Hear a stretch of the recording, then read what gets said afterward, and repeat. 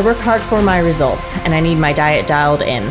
The RP Diet app tells me what to eat to keep me on track and offers suggestions for changes based on my responses, giving me the freedom to choose my path. A personal digital diet coach for less than $15 a month? Yeah, that works.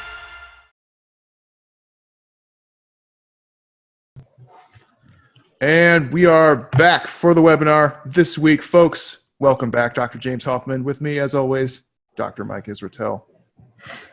Folks, hello. James, also hello. Hello. I've got my, I don't know if you guys can see this, Qdoba. Oh, that looks good. Bowl. It's really good. Qdoba's the shit. I would eat as much of it as possible, except I barely have in Philadelphia. Yeah. I pronounce it Qdoba as well. Is there an alternative? Is there a better way to pronounce that? I think some people who are painfully white say Qdoba. They're wrong. So, yeah, I don't know the shit. It's a fucking made-up word as far as I'm concerned. Yeah, that one always baffles me. I look at it like, Like, who made this? All right, so let's get into it, yeah? Yeah, we got a ton of questions tonight. We're All right. hit the ground running. Mircea Belai says, "Hi, docs on YouTube incels." I know. I like how it just opens up. Folks, if you're on YouTube, you're an incel. It's okay. If you haven't figured out by now, that is the tone of these webinars for you new YouTube viewers. That basically sets it right off. Yep. All right. So every time I press escape, it doesn't really let me get. There we go. I got to click on it and then press escape. Okay, so Richard says, quick question today following last week's theme on grip width for back exercises. On pull-outs, do you find any difference in hypertrophy when training more shoulder extension, like with close grip / pullover versus shoulder adduction? Like with a wide grip, pull down, pull in tight movement. For rows, it's more straightforward. The higher the elbows, the more the upper back is worked. So in this case, close grip, elbows pinned to the body, you should be working on the lower lats. How would you spread out the differences? Spread out the different focus groups in a split? Okay, I guess that's a different question. I have never noticed a difference personally in hypertrophy between fuck all and dick once I do two things. Barbell rows, in which you row a relatively high amount of weight with your elbows at least 45 degrees, anywhere down to here, and with any variation of pull down. I honestly haven't noticed a big difference. And hypothetically, you feel a display different spots, but the vast majority of motor units are activated sort of no matter how you pull. So what I really, this is, I don't know, I was going to say it strays away from our optimality thematic, but I don't think it does too much. Honestly, for back, just pick movements that you're really comfy with, that you really like, that really hit your fucking back hard, and that don't irritate your joints, and that you can progress on, and just do them for a while, and then switch to some movements that are novel, and just keep doing that, and you'll have a big fucking back.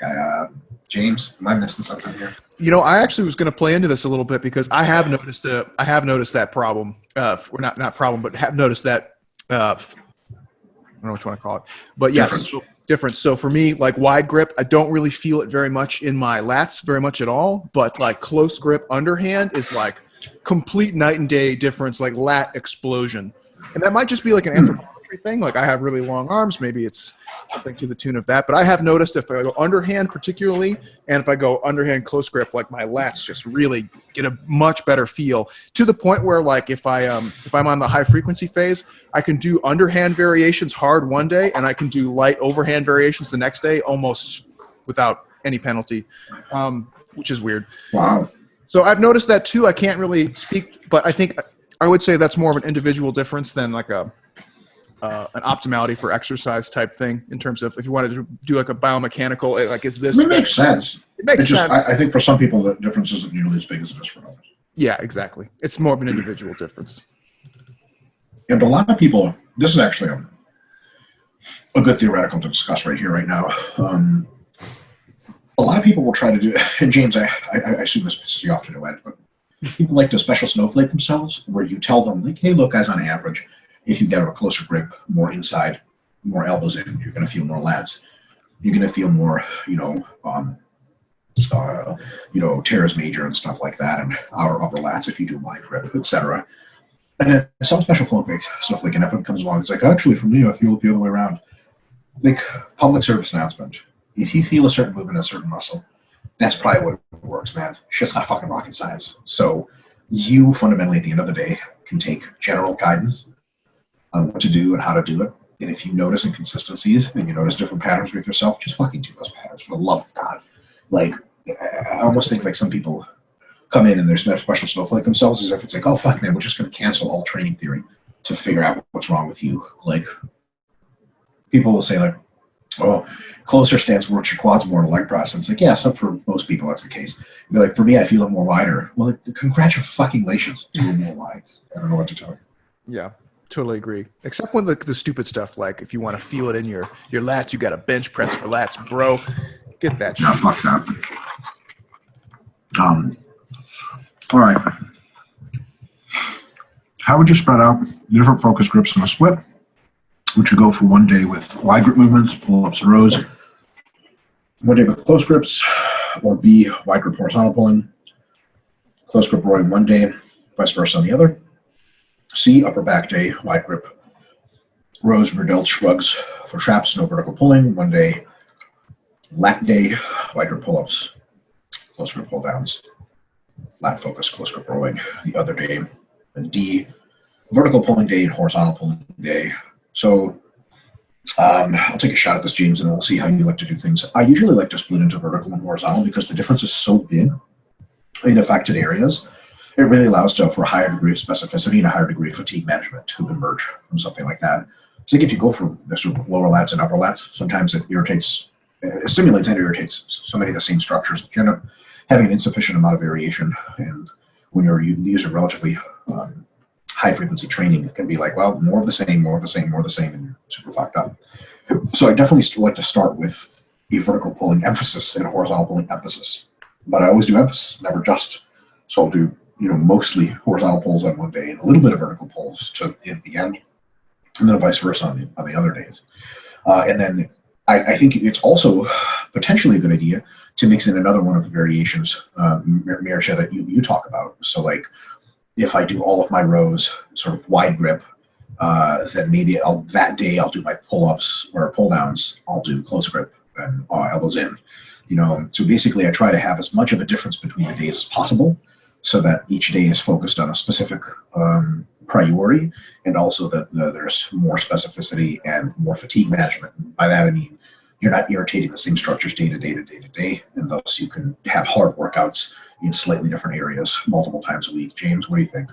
I think that's really great. The thing that I would add on top of that is it's maybe not an issue of like, should I be wide grip here, narrow grip here, so much as pick the movements where you get a really good SFR. And then as Mike already described, have emphases type days, right? It doesn't matter if you did a wide grip pull down and then you want to do a 2-arm dumbbell row or because of the grip difference. That's really not the issue, right? Pick the movements that have really good SFRs for you and then go from there. You also might find that your vertical pulling might have different frequency tolerances than your horizontal pulling too. So you might actually find like you might do vertical pulling 3 or 4 times per week and maybe horizontal pulling maybe once or twice, depending on how you tolerate it. So you don't necessarily have to clump them together like that either. In fact, most of my female clients, they'll do vertical pulling 4 times a week, if not 5 sometimes, just because they can.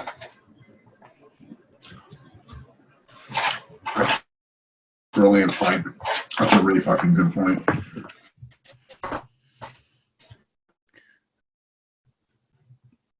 Ooh. Sometimes you just horizontal pulling is by definition axial fatigue. So sometimes you just can't handle it. Yeah, Mike, did you mute your video? Your video cut out. Are we having a connection issue? Maybe. We can. I got your audio, so that's good enough for now. But your video kicked out. Might come back. All right. Well, let's just keep going. No, I think your audio might have kicked out too.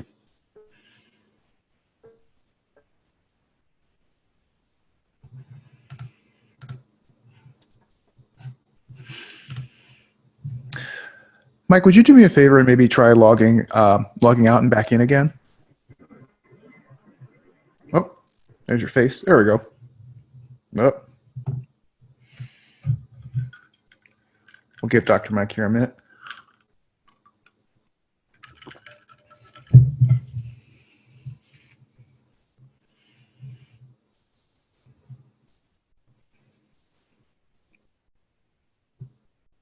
Hey.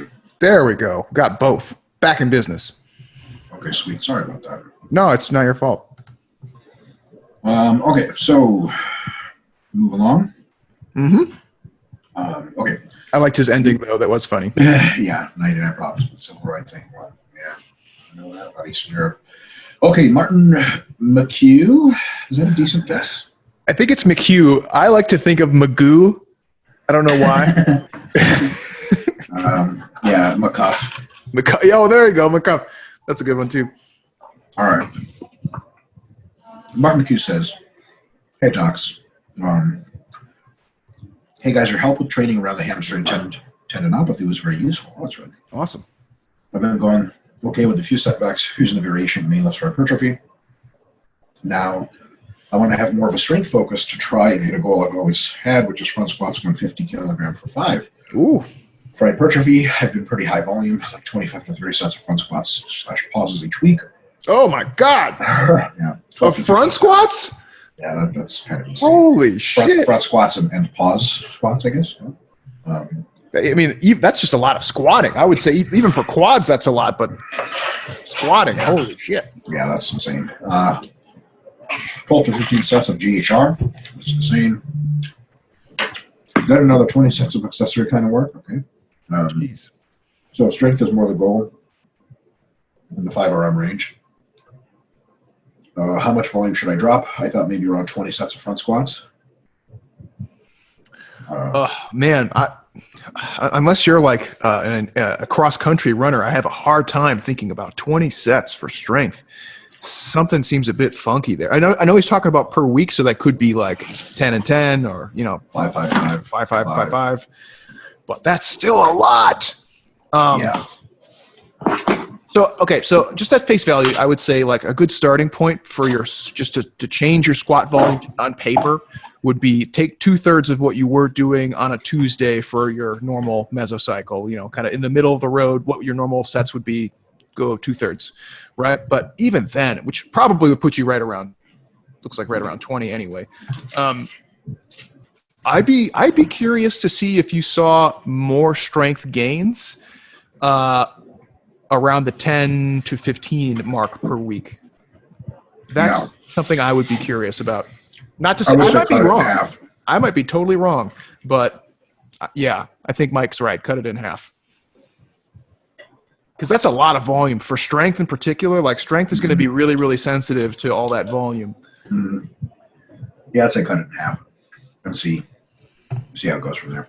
If you're maybe next time, if you want to clarify what your frequency of your squat training looks like, just that might shed a little bit of light on this. But if it's like 2 and 2, like two sessions of that much squatting, ooh, mama.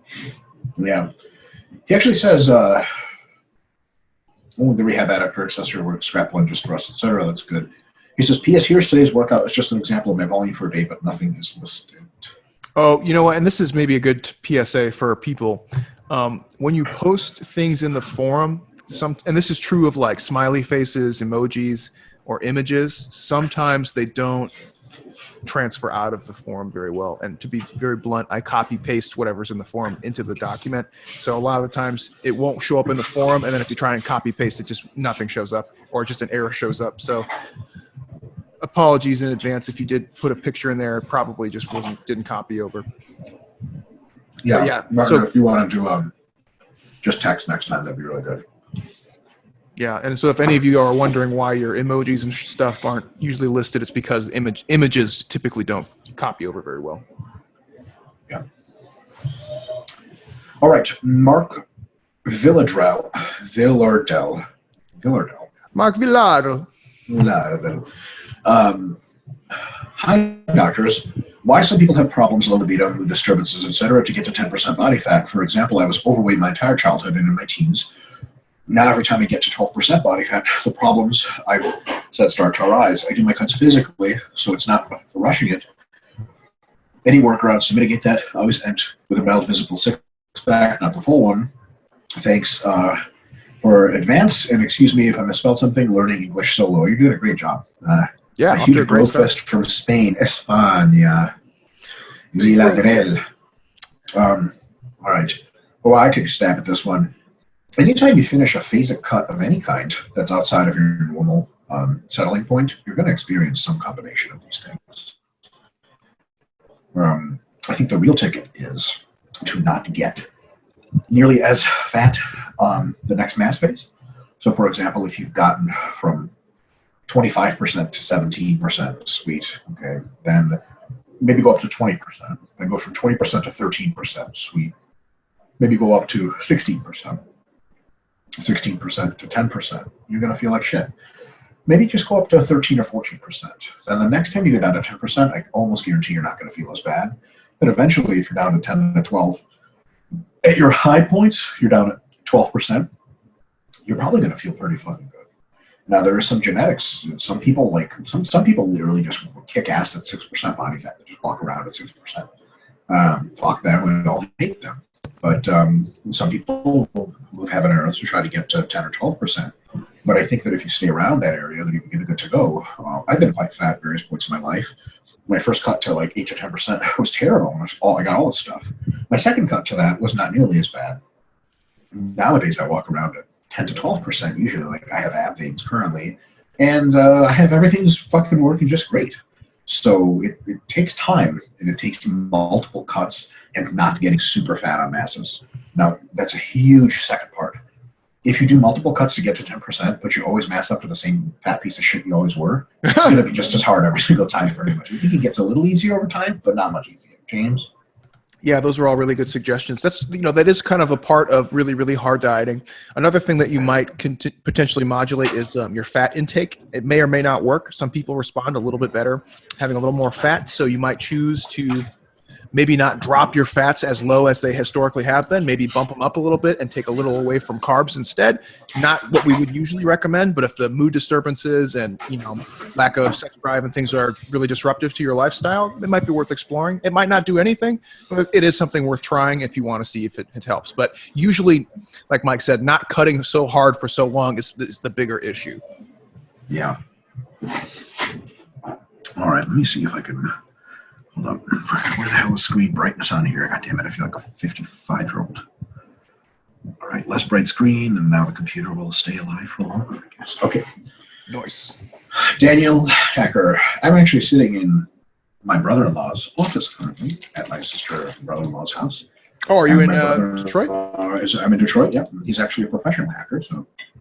Oh, battle of the hackzors here. Yeah. Phil is also excellent at karaoke, for those of you who don't know. He's like obscene. He's basically a professional singer, so anytime he sings a song, it's so funny. We went to karaoke. My wife and I went to karaoke with my sister and her husband, and he, of course, sang a song, and it was just unbelievable, and everyone clapped. And then Sonia, every time goes to do karaoke, she knows she's terrible, but she doesn't care. That's awesome. So she basically just yells. She did an entire Adele song where she just yelled like 2 beats off key the entire time. And nobody says a fucking thing because she just puts it out there. It's amazing. That's kind of what Adele does. She just puts it out there and everyone's like, yeah, okay. You have feelings. We got it. Yeah, for sure. Adele has a lot of feelings. Can you imagine like her going to psychotherapy and psychotherapists like, oh, here we go. We go. I diagnosed you with the feels. Who wronged you, Adele? That's what I want to know. Songs. Who wronged you? Yeah, I've actually listened to all of your music, so I can give you an exact diagnosis. All right. Daniel Hacker says, all these questions are about a very similar topic, exercise selection for well-rounded back training in a program. Well, we actually sort of answered that question. If someone is already doing deficit deadlifts of some kind, a pull-up/pull down of some kind, and an overhead high elbow type upper back row of some kind. It's a very interesting, specific. Are they missing anything? I would say they're not missing anything big for sure, but I think a regular row, not necessarily a high elbow row. Because remember, high elbow rows, they target the rear delts really well. They target the upper traps really well, the rhomboids, perhaps the teres major as well. But they don't hit the middle lats as much. Definitely not the lower lats. So they're using something on there. But I think if you're doing vertical pulls, I think you're totally fine. So just regular rowing also can offer a lot of overload to all those muscles at the same time, whereas the more specific high elbow rowing is more of a specificity isolation type movement. So it really is. If I had to pick anything, it would be like, I think you'd benefit from just doing regular rows in that whole split. But I think as it stands, there's nothing big I can critique. Another potential critique is isolation work in the form of pullovers. Machine pullovers are one of those movements is probably better than the free weight version because we've done about pullovers, which I pain in the ass. Dude, the free weight one is a really hard one to get right. Yeah, you don't really know. Your triceps are sort of active holding the thing, whereas in the machine one they're not. You get a little chest work with this, with the dumbbell one where you don't really get any chest work with the free weight or the machine one, so the machine one's better. But anyway, pullovers are a good thing to add, but I wouldn't say you're really missing anything. I think that the kind of way that you could be missing a pullover is if you're fucking jacked and you're a bodybuilder and you get on stage for the fifth show, and the judges are like, listen, your back thickness is really sweet. We'd just like to see a little bit more width, particularly just right under your armpits. Like, there you go. Yeah. It's how, you're not going to bent row your way into more of that shit while at the same time not minimizing the thickness. So I like this question, Daniel, because it presents an interesting problem, and it's a problem I think a lot of us have gone through, where it's kind of like the muscular development, the magazine approach to bodybuilding, which is really heavy on hitting a lot of different angles for all the different muscles, really. And the reality is that's not a bad idea because you're going to cover just in terms of like surface area, right? You're going to cover most of it, which is great. I think a better way to think about it is really kind of what are the better SFR movements for your vertical and horizontal pulling type stuff. So what movements do you really feel it in the traps and the rhomboids? What movements do you really feel it in the lats? It doesn't necessarily matter if you're doing it from this angle or that angle. A lot of the times, like Mike said, a bent row can hit a lot of those muscles and use a lot of tension, a lot of weight. And it just ends up being really, really good all around, although you might get a slightly better activation of your traps or scaps doing like a cable face pull or something. You're just not going to get a lot out of that movement comparatively. So I think it's not necessarily a biomechanical issue. It is to a small degree, but then it becomes an SFR issue. Like the biomechanical part is very check mark kind of thing where it's like, okay, do I have something that's like this and do I have something that's like this? Check. Yeah, that's it. Mm-hmm. Then it becomes an SFR issue, right? And then you can go from there. And I think that's probably. It sounds like you're making it too simple. I don't know what the word for that is. Making it more easy than it needs to be, but that's the reality. It's like you don't have to do like this. Oversimplifying. You don't have to like the different oh my god. If you go to like a hammer strength gym and they have the hammer strength row from like 10 different angles where it's like low row, mid row, like parallel row, like high row. You don't need it. Pick the one that you feel the most. Go. Done. Yeah. And it's funny too, there's a perfect example because like the hammer strength low row, I hate because I can't feel it ever. Me neither. It just doesn't do anything for me. It's super awkward, and then I'm just like, okay, well, fuck that. And there's nothing bent rows aren't going to do for me in that area that I need. Totally. All right. It's an interesting question though, and it's like what a lot of like 2000s, late 90s bodybuilding magazines would have you believe in. Sure. And certainly I was in that boat as well. Mm-hmm. Okay, so a similar topic, if one is already doing heavy hip hinges like deficit deads, RDLs and GMs, as well as chest supported rowing. As one is doing, similar topic, if one is already doing heavy hip hinges like deficit deads, RDLs and GMs, as well as chest supported rowing and vertical pulling, would there ever/why would there be any kind of bent row? Would you go so far as saying bent over rows should likely be reserved for those who can't do deadlifts, so require overall back development? No, I would never say that. For me, I think James's answer of SFR really comes down to it. My SFR for bent rowing, for lats, my lats, blows everything out of the water except for like pull-ups and pull-downs, maybe just pull-ups. So bent over rows are give you a special ability to put a ton of tension through everything and hit your erectors probably in a way that maybe they're not even hit with deadlifts in a little bit more of a dynamic way, because what you end up doing is rounding your back over at the bottom and arching your back over at the top, while they're still tense to keep you upright. I find the lower lat pump from bent rows to be incredible. So I think I'll put it to you this way. If you're doing all those things that you said and you never get a lot out of bent rows, you don't have to do them. Absolutely. But if you really love bent rows and you like looked at this and mathematically they're just essentially like no longer have a place, don't stop doing them. So your last point there I don't agree with. But everything else is totally good. Like, yeah, if you are SFR-wise, if you get a ton out of all those things. Like, I've had people say, you do a ton of deadlifting, my erectors are growing all the time. Machine rows for me are just a godsend. And then bent rows I fucking hate. I can't do them. I tried them a trillion times and just don't get any mind muscle connection. I don't get a pump. Do I have to do bent rows to be big? And I'm like, no, fuck no, you don't. But, like, I'm actually more of the other way, where I have real trouble with back machines. Like, I can get them to work with high reps and with intentional pauses at the top and stuff like that, but it's just a real struggle. Like, you just give me one barbell and a slight deficit to stand on, and I can fucking nuke my back with bent rows. And I'm not going to stop doing them because they work for me, James. Yeah, and yeah, I agree with everything Mike said. And I think you could have like a training age kind of perspective here, whereas like as a beginner bodybuilder or hypertrophy athlete, you can get a lot out of doing things just like deadlifts and good mornings. You get a lot of back development from that. But at some point, the SFR for your deadlift becomes so shitty that it almost necessitates that it gets replaced by something else, like a bent row, because it just starts up wiping you out from other things. And that's when like the heavy rows really stimulates a lot of that erector and that mid-back area.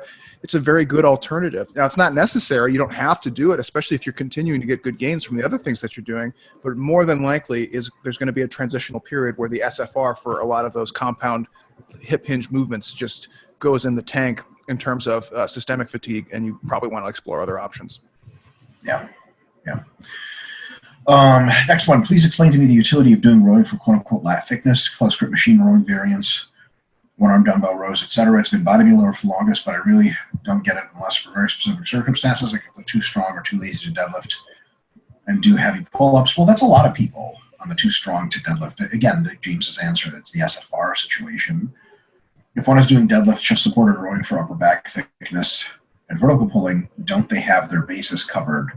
Well, I think chest-supported rowing builds into the lat thickness anyway. I love chest rowing is supposed to. Yeah, it's great. So like the lat thickness thing is basically like, I think when a lot of people say lat thickness, what they really mean is your erectors get really big. Right. And front to back thickness. Yeah, a lot of bodybuilders use, and a lot of people actually use lats and backs synonymously. So we'll say like, people say, Meta Henselman thinks that the bent row is a terrible exercise for the back. And I say, no, he doesn't. You got to read his articles. Does he really think that? He says, no, he says it's bad. It's not the greatest exercise for the latissimus dorsi muscle, which it's not. Like, it's a fine exercise, but it's limited range of motion because you don't get a stretch under tension. And vertical pulling is just better for your lats. But the thing is, your lats are actually a relatively small part of your whole back. The erectors are massive. Look up Johnny Jackson's back. Johnny Jackson does not have big lats, but his back's fucking unbelievable because his erectors are so goddamn big, and his traps are so goddamn big, his rhomboids are so goddamn big that it doesn't fucking matter how small his lats are. And they're not small, but they're not insane. So it's really one of the situations where I think a lot of people get their lingo mixed up, and you're not getting your lingo mixed up. It's just bodybuilding workouts lingo mixed up. So I think nothing replaces rows and deadlifts, etc., for erector thickness, for rhomboids and traps and stuff like that. That's what makes your back really thick. And I think it can add to lat thickness as well, but I think just stimulating lats any particular way makes them thicker. And vertical pulling is better for the lats proper, but I think a combination of all of those is good. Mike, I'm just going to ping this off. See what you think. How often do you really find for bodybuilding or aspiring bodybuilders or intermediates to advanced bodybuilders where their erector thickness is a limiting factor in that they need to spend a lot of time doing more and more deadlifts to bring up their physique?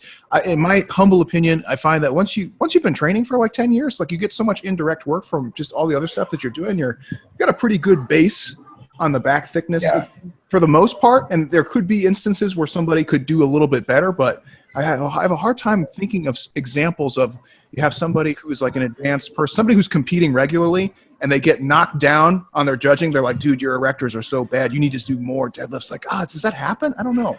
Yeah, very rarely. This is a very pertinent example, and this is in a division in which erectors don't matter much, but in classic bodybuilding. Chris Bumstead, the current classic Mr. Olympia, has incredibly wide lats, which gives him an unbelievable shape, but he has pretty much dick for erector thickness, which means there's a really pleasing physique that's really classic, because erectors are not a classic muscle. Erectors are a modern muscle. Like Branch Warren / an M1 Abrams tank, it's difficult to tell the two apart. Like, that is what erectors are for. So, you know, if Chris Bumstead, for some reason, which will certainly never happen, switched to open bodybuilding, he would have to put some fucking work in deadlifting and rowing, because his back is just not up to par. His lats are great. They're super wide, and they're super, you know, thick enough, and they're super wide. It's just his mid back and his traps and his erectors, that whole gnarly, like, bullshit, that, you know, the snake up your back shit. That's just sort of relatively missing. But yeah, James, you called it. It's very rare, because most of the guys in the open do so much deadlifting, rowing, and everything else that they have erectors and upper traps or mid traps that are big enough. I will say that if you're chasing a gnarly back, you can't have erectors that are too big.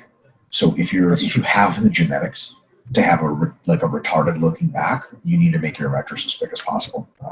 And the people with the most retarded backs have erectors that just don't make any goddamn sense.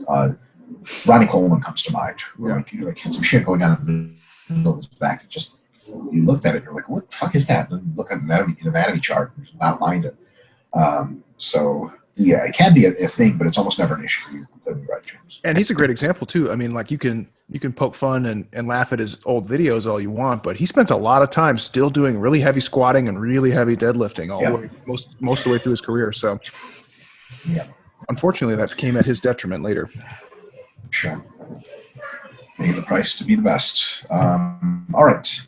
Lastly, from Daniel Hacker, in physique, what do you do when you prematurely overreach on a movement? I was accumulating for 5 weeks, and I overreached on week 4 of my flat barbell bench. I flat bench 2 times in the 6 to 10 rep range a week, along with incline barbell bench and football bar bench. Frequency split over 3 sessions. I need to get chest volume in, but the barbell bench is just not there. Do I drop the weight by 10 to 15% and just get the volume? Do I just do light sets and do better next time? What do? If I drop the weight by 10 to 50%, I'd still be roughly 60 to 65% of where I am. Doing that for sets of 7 sets of 6 to 10. Still got to be stimulative, right? I mean, yes, it would be 7 sets is the set target I'm scheduled to reach with. So actually, what I would do is I would do a recovery half week, where for an entire half of a week, whatever that means to you, could be 2 workouts, could be 1, could be more. All chest movements and probably all pushing movements I would do on a volume and intensity deload. So 50% of your normal weights for 50% or less of your normal volumes, 10 RIR or more. Incredibly easy. You do half a week like that. You come back and pick a volume between your MEV and MRV, because you'll have some resensitization during that time, and you start on it again with the weights you would have progressed to anyway. So for example, last Monday you benched 245 for sets of 5, let's say, or sets of 8. Next Monday, you're supposed to bench 250 for sets of 8. But this Monday, you like sort of overreached early. And you're like, fuck, what do I do? Well, this Thursday, instead of doing dips and dumbbell presses heavy, you do like assisted dips for 3x5 with 15 RIR, and you do your dumbbells for the same and just barely get a warm up. You're going to have to spend the rest of that half week healing a ton, and then you're going to come back next Monday. Instead of doing like 5 sets of 8 or whatever with 250, you do 3 or 4 sets of 8 with 250. You're completely recovered. You're still progressing in intensity because you're going to be super deloaded and you're going to feel great. But you're not going to do this much volume because you would just get fucking mega overlapping sore, and that would just shit you out because you would have, your time away from hard training would have basically enhanced your repeated bout effect, or sort of reduced the repeated bout effect. That's my answer, and I'll justify it by saying that if your bench is going to hell, there's a good chance your pecs in general are potentially overreached, even if they're not, and it's a movement-specific overreach, which is rare, but it does happen. It's such a good thing for you to really take the pedal to everything else, really, really relax and heal everything, come back, and be sure that you're going to get a good thing. I think like if one of the wheels falls off of your car, pull over and put the fucking wheel back on and check all the others. Don't be like, okay, like I can still lean over this way and finish the mesocycle. That's my advice. James? I think that was really, really solid advice. I would, prospectively, I would say you might want to think about maybe not doing heavy pressing twice per week. What might be a good alternative is to take one of those sessions and do some like higher rep flies or even like a higher rep dumbbell press or something like that. I think I've run into that same problem where I was just hitting the wall with heavy pressing all the time. And then as I started experimenting with SFR and frequency a little bit, I actually found I could do one heavy bench press per week without fucking other things up. But if I split things up, I could also do another fly per week. And then I could actually do something lighter like a deficit push-up or a dumbbell bench press for higher reps. So I actually increased my frequency by taking out the second heavy pressing day, which is kind of a weird conundrum.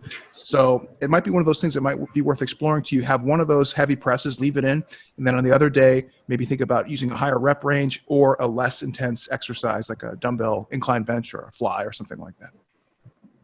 Yeah. I think that's a great idea. That's where movement diversity really comes in handy. Is you've got like 3 chest days. Don't just bench on all of them. Yeah. You don't even do heavy barbell press on all of them. I've bit the shit on that so many times. Hated myself for it. Yeah, and it's easy to do if you're using this, especially. So that's the benefit and the drawback of using the same movement throughout the week is that you gain efficiency in that movement rapidly, so you make huge progress on it. But then you also run the problem of like either burning out on it or just having too much wear and tear on it, and it happens. So it might be good to split up instead of having that flat bench twice, do it once and then have a different movement. Yeah. All right, Basim is back. He says, I have one last question for this week, which is wrong, false. I think this was from last week. Last week, yeah. Okay. Could you guys shit test my analogy on why one should include it appeared as hypertrophy blocks into their strength training? Here it goes. Basically, you have just built a decently sized engine. When you want to be able to perform better, you can simply rewire the insides to make the most of the internal machinery so you can get the most force out of it. Then you can even wire it up to the vehicle more efficiently so less power is lost. There is, however, only so much wiring to do the engine, so if you want to be able to do an even better job, you need to dedicate time to actually adding new parts onto the engine. If not completely replacing parts with bigger ones, when you've done that, you've ended up with an inefficient but bigger engine ready to be rewired again. This new engine is in turn a new foundation for what will, in the end, perform even better than the previous version of the engine. How's that? Should I add, rephrase some things? I think that is flawless. That's exactly what's happening. I'm actually lost in the analogy. What is the rewiring symbolic of? So rewiring is symbolic of architectural neural adaptations, and the engine size is symbolic of how much muscle mass you're carrying. So, like, basically, at some point, you can only do so much with a V6. Oh, he's talking about transitioning to strength. I see. No, yeah, it's all strength related, James. Like, okay. I was like, strength. huh? I saw it and then tuned out for a second, I guess. So, sorry, my bad. Yeah. I think it's flawless. That's exactly. I've used that exact analogy numerous times, even though I know nothing about cars. All right. Next question from Bassam says, hello, fellow lower class of YouTube comments. Jesus. And hey, docos. Like doggo, but a doc. Doggo. You fucking you know what? Forget it. Yeah, we will forget it, Bassam. That was awful. How are your guys' Halloween? Mike was really testing me with his admirable luscious hair and creepy smiles and Instagram photos. James, you better put more photos up of low. I missed that. Chonker boy. He's a big chonk boy for sure. He says, my Halloween was fun. I ran around the gym I worked at and scared kids. I yelled very scary and intimidating things at them like, ooh, progressive overload, ooh, 4-range motion. 4-range motion scares more people than you know. Yeah, that's true, actually. It's the real scary thing. Commitment to a program. Like, the most scary part was when I took off my mask. I was actually dragged out by the staff. They kept yelling at me I was violating my parole conditions. No, Bassam, people always tell me that. I just think it's a figure of speech. Man, he's ripping on himself here. This is good. Yeah. I don't know what they were on about. Yeah, parole is a myth. It's a Western social construct. Anyway, I'm on my last meso on metabolites and then going to do a month of maintenance followed by a good old cut. Oh, looking forward to that. Sounds really good. Sounds good.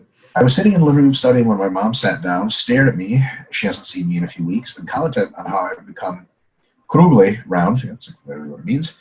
To be honest, who the fuck needs DEXAs and bod pods when I have the most objective and reliable, even if not valid, tool body assessment, which is my mom. She always tells me she always lets me know when I'm too soft and when I'm starving skinny. Shout out to her. She's always making sure we're doing all right, even though she may not understand why I'm doing this. You know what? My grandma used to tell me that I was fat. She would say, "Te tolste," which is just literally you're fat. And it's not a charitable way of saying fat. It's quite offensive. Sonia, my sister, would have to describe to her that I was also muscular, but she never bought it. Is that like fat fuck or something like fat shamey like that? Yeah, Dulce is like, yeah, it's tons of fun. It's like coming up to someone in the street and be like, "You're fat." And they're like, "Holy shit, like, all right, grandma." Damn, dude. All right. All right. As Mikhail Alexandrovich Izraelitl once wisely said, "Here's the deal, folks. I have a few questions per usual, so you guys better buckle up and lean back and probably answer my 2 questions in seconds because of how easy they are." I don't know about that. Oh, boy. So first question, could you guys shit test my analogy of, oh, we already did that. Oh, I think he said, I think he copy and pasted it because it didn't get, Yeah. I thought I deleted that. Damn it.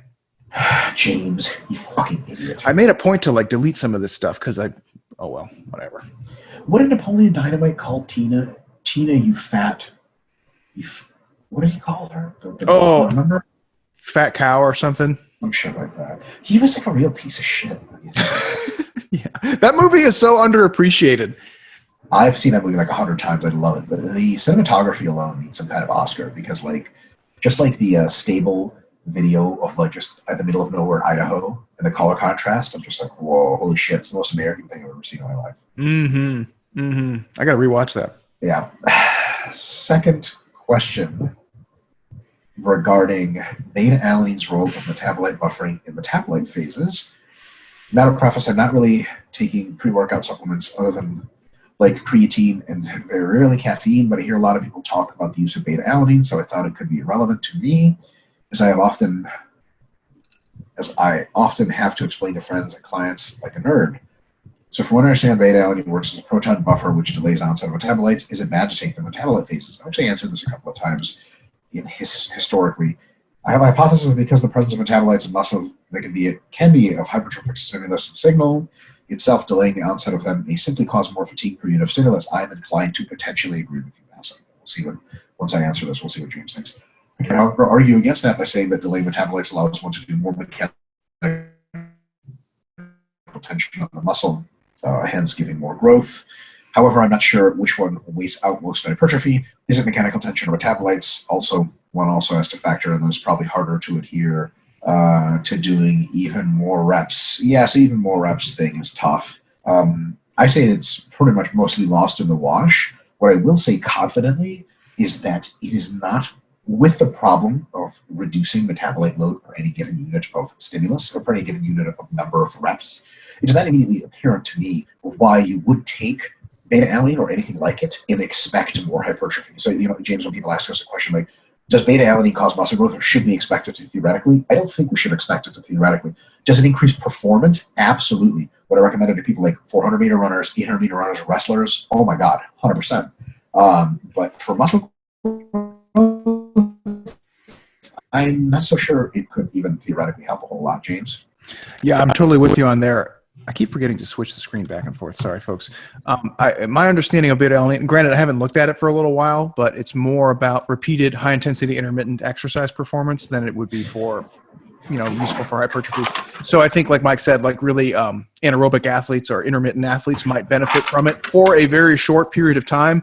But we're talking like it's very similar to creatine monohydrate level effects, where like it helps you a little bit, but it's probably not going to like a long-term accretion of more fitness adaptations in a tangible sense.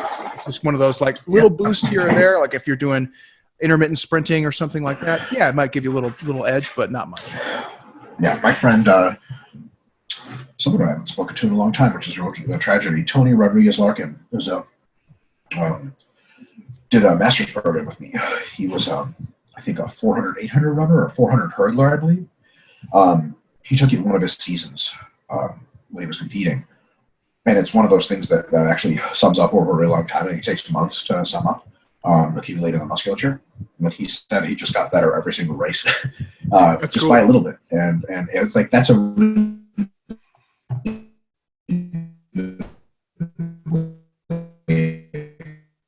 taking it for performance when you do that extra benefit, like towards the end of a long season. Can you still hear me, James? I can hear you, but it's kind of doing like robot sounds. So it'll be like blah blah blah doom doom doom doom doom doom. Hey, Mariana and Kyle, I see that you guys are on. If you could can you confirm whether or not Mike's sound is breaking up so I can know if it's on my end or his end? If you guys are listening, Mariana and Kyle. It tells me my internet's unstable. Oh, okay.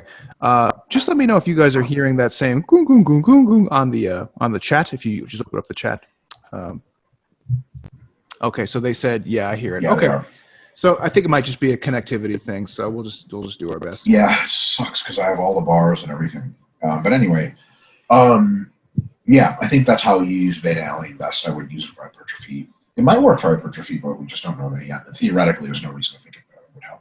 Yeah, I think it's probably a wash. Like you'll have better training sessions, but it won't necessarily translate into better performances in bodybuilding. Yeah. Number 3, third question about the hypertrophy book. So when is it coming out? Just kidding. We all know the answer is 1st of January, 2020. No, I'll nip this in the butt. The reason why it hasn't come out yet is because my ass is taking too long to work on it. The problem is me. It's Mike already wrote a ton of really great stuff, and I'm the one slowing up the show. So that's the real issue. Well, that's only half true because I'm taking forever to get through your edits. And also I have to make all the graphs. So anyway, he goes, my actual question is, can you hear me okay, James? Yeah, you're good. Will the Scientific Principles of Hypertrophy book bring up how to program frequency if one doesn't care about following the Gregorian calendar week and trains once every day? If it won't, could you guys explain if doing workouts on a program basis rather than the arbitrary X per 7 days is more optimal in a perfect world? And how it could be done and unregulated. Christ, I need to learn to formulate sentences better. I hope you guys understood that. Haha. I think it formulated a sentence exactly fine. I think that, yeah, the 7 days is very interesting. I think that at the end of the day, the differences would be very small. So, for example, I think if we had an 8-day week, it could function pretty symmetrically. But then again, perfect symmetry, for reasons we will get into the book, probably isn't that great. You may want a slightly asymmetrical split. Am I convinced that, for example, legs should either be trained once a week or twice a week? Can you maybe, instead of training them once a week or twice a week, go from training them every 3 days to every 4 days? Would that be better? Yeah, that might actually have some benefits. But I think those benefits are very, very small, and I think you can do almost as good of a job, 99.97%, training on a 7-day Gregorian calendar than you can on an off-calendar split, which I've done for a long time. I used to do a 5-day split where I do push, legs, pull, rest, repeat, and then at some point I added in like some shoulder work and bicep work on the 4th day, and then also did a 2 a day on one of the other days, so I could do shoulders and biceps twice in a 5-day period. I think that worked really well. But then again, it runs into its own problems because sometimes you're like traveling on the weekends, or like just the weekends are predictably like difficult to go get training in because you're making traveling, friends, fun. And like, today's leg day and it's Sunday. Like that sucks. You know what I mean? So sometimes the week is actually better because the rest of the world runs on the week and you can get more predictability that way. James? Yeah, it's a really interesting question, and we have 2 colleagues, Eric Helms and Menno, have both actually talked about this when we've been touring around doing seminars. And Menno is actually really big on a very similar idea, but like auto-regulating your deloads and light sessions and fatigue management stuff non-linearly with your other muscle groups. So like taking it on a muscle group basis and just doing it that way, which is basically kind of the same idea. And Eric talks about auto-regulating on a needs-to-daily basis all the time. So I don't think there's anything wrong with it, but I think and like Mike already said, the major limitation to doing it that way is that it just fucks your schedule up so bad that it ends up being a huge pain in the ass. So like if you are somebody like Mike and myself, where we run our own businesses and we work from home, that's a very feasible option for you. But if you're somebody who has a normal job and has to support yourself and your family or your spouse, your whatever, it's going to end up catching up to you at some point, because somebody's going to be like, hey, you want to go see a movie today? And you're going to be like, ooh, I got to do this other thing. Or, you want to go on a hike today, or you want to go on vacation? You want to go do, it just ends up being a huge pain in the ass. So there's just a major practicality limitation. And so the reason why we put such a big emphasis on that is because if it's practically limited, then your ability to be consistent is limited. And consistency is probably one of the most important things. 100%. Number 4, last question. So, what a mini question on male physique templates. I use resensitization meso for maintenance between gaining and fat loss, right? Yeah, you can. I noticed that the meso is only 2 weeks with 1 week of deload, so I have to maintain for 4 weeks. You can simply add more weeks to resensitization meso to make it a 3-to-1 or 4-to-1. Absolutely, you can. Mm-hmm. Knowing to have it lower as higher intensity equals higher fatigue often. You should be just fine with that. Instead of the tiny 2-to-1 totally, we did the 2-to-1 because it's the smallest amount of time we think is necessary for resensitization. Welcome to product design for the general public, Massam. We'll clue you in a little insight. If we did a 3-to-1, we would have an inordinate number of questions. Like, let's say we did a 5-to-1, right? We'd have an inordinate number of questions. Like, do I have to do the whole 5? We'd have to answer no. And they'd be like, so why did you make it 5? Like, God damn it. Right? So we did the smallest one possible because most people like to rush their resensitization. And some people who like to do it longer can't always do it longer, and you're doing it exactly correctly. Actually, our colleague Jacob Reed texted me today with this exact question, like, what's the min and kind of max on the resensitization stuff? And I gave him the same answer, like 2 to 3 for min, and then indefinitely for max. It's one of, you can do it as long as you need to, as long as you're training at MV. So it's like Mike said, it's hard to tailor a simple one size fits all for everybody approach on that.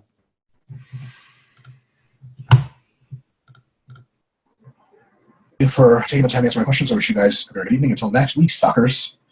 And then he asked another question. What a dick. He's a huge asshole. In my metabolite phase, I'm male physique templates. 10 plates, really, Bessem? 10 plates. Should I strive for every exercise in my day to have 20 to 30 reps per set? Or should only the first or last couple of exercises have that? Also, if I have 2 quad exercises back-to-back, for instance, leg press and then high bar squats, should both of the first sets begin with 20 to 30 reps?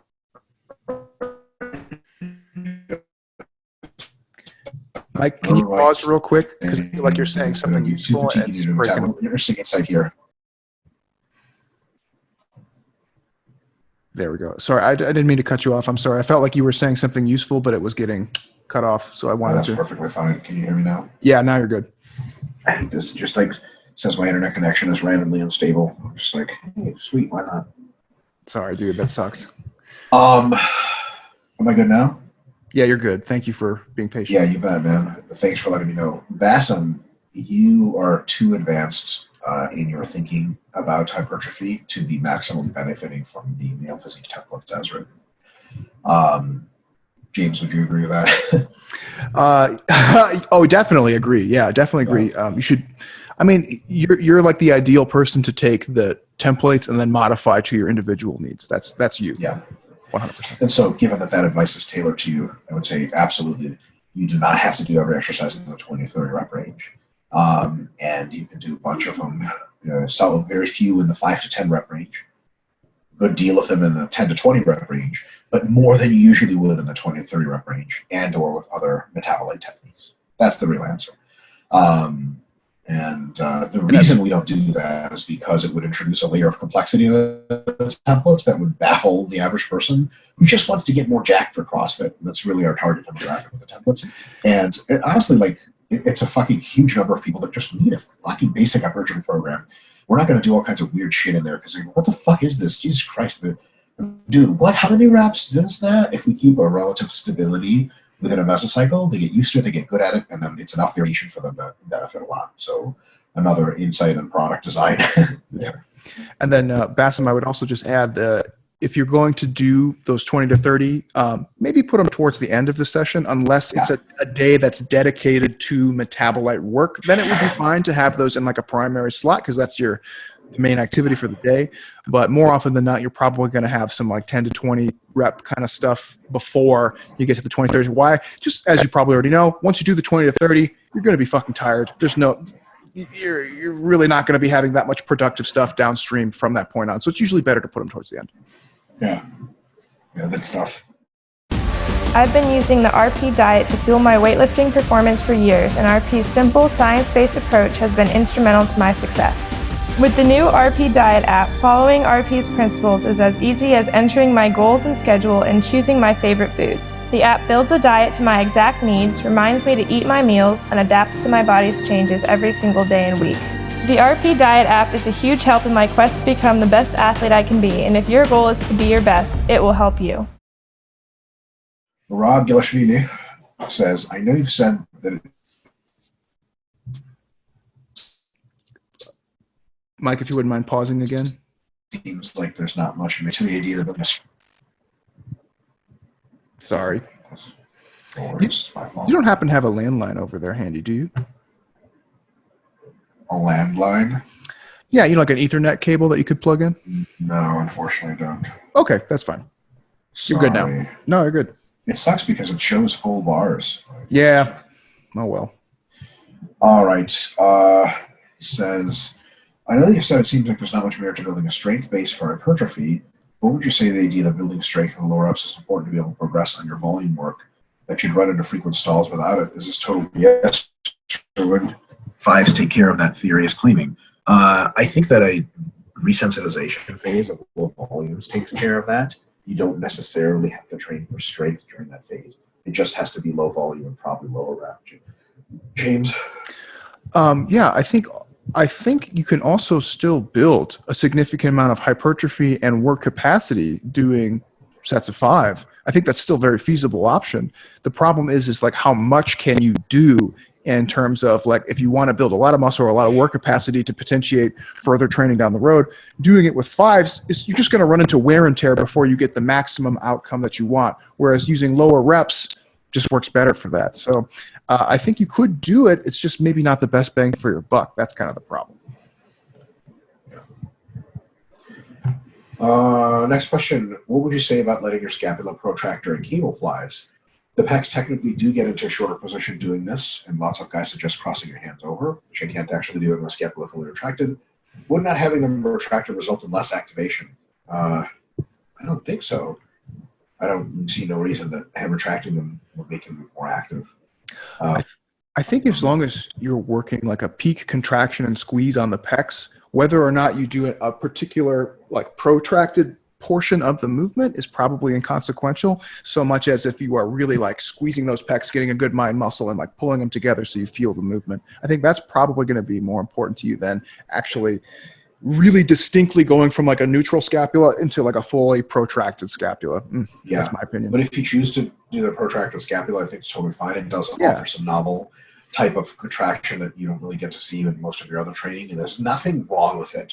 I get the shit on YouTube all the time or on Instagram where I'll do flies with a protracted scapula at the top, and people are like, isn't that bad for your shoulders? I'm like, show me how it's bad for your shoulders. Draw me a fucking diagram. Are you out of your fucking mind? Your body's designed to do that shit. I'm not bench pressing, idiots. Yeah, and I think like doing the extra protraction could have like really good indirect benefits for other muscles like your serrati and here. That'll help train those a little bit more. You just don't want to do it. It's akin to like putting an overemphasis on mind-muscle connection. And I know that sounds like maybe I just contradicted myself, but my point being, if you're trying so hard to do the extra protraction in the movement that it's causing you to lose reps or a reasonable amount of weight lifted, that's probably a net negative return in terms of your technique. Yeah, for sure. Next question. Would it make sense to start a workout with hip thrusts if the goal is to maximize glute hypertrophy? Absolutely. Sure. Yeah. Also, would want to be missing out on any potential glute gains by not including squats in the program, assuming they felt nothing in their glutes on doing them. Yeah, not much, or not. Yeah. Would the answer change for a female who just didn't care about anything else squats brought to the table and would prefer to just do more glute work as possible? Expensive development? Yeah, fine.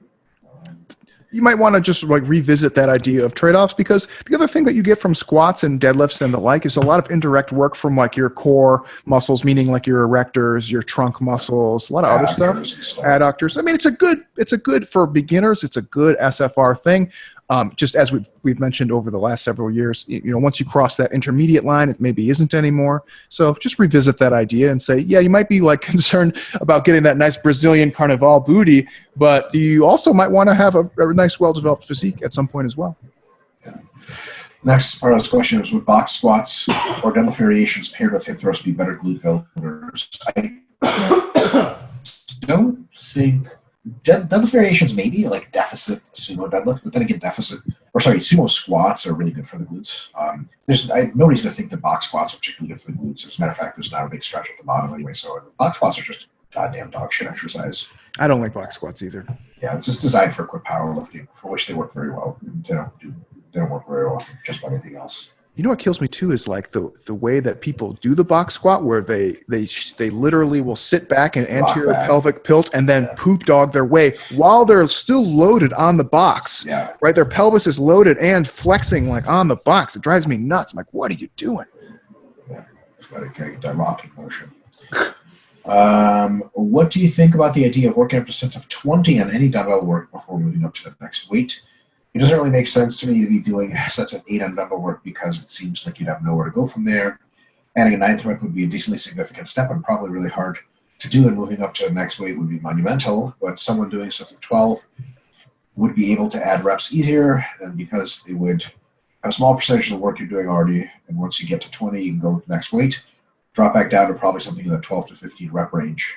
I don't think that's a terrible idea.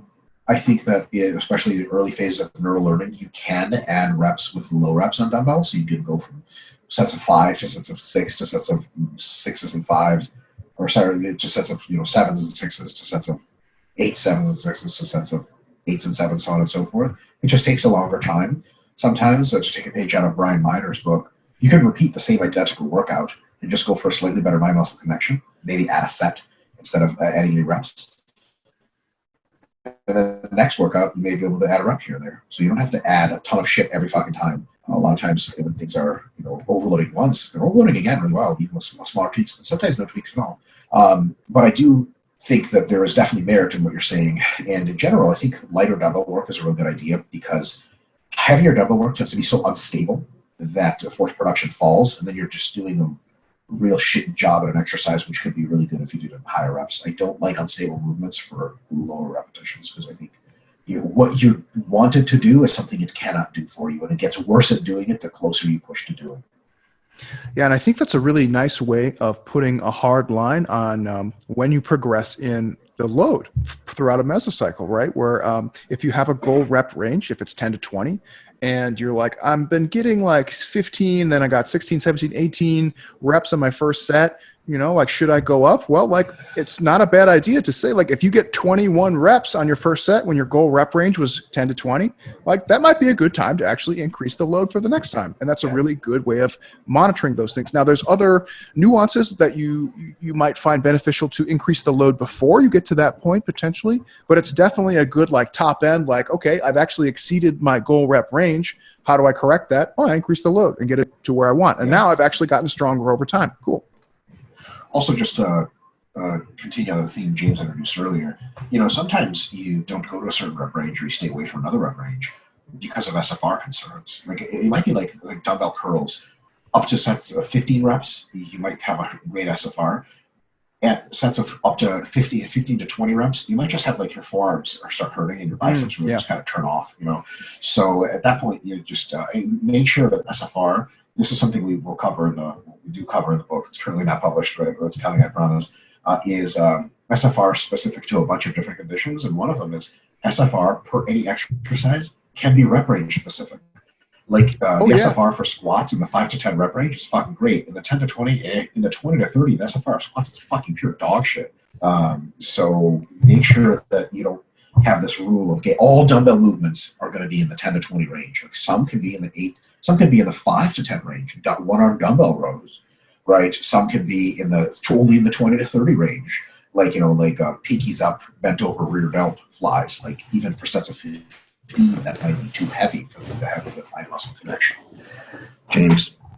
Sorry, my cat's yelling at me.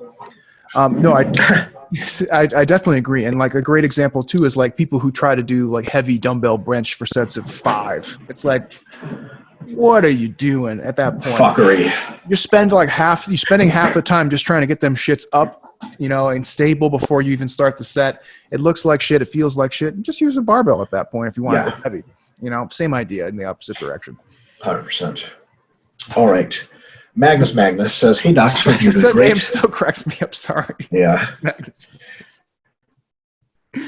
Oh.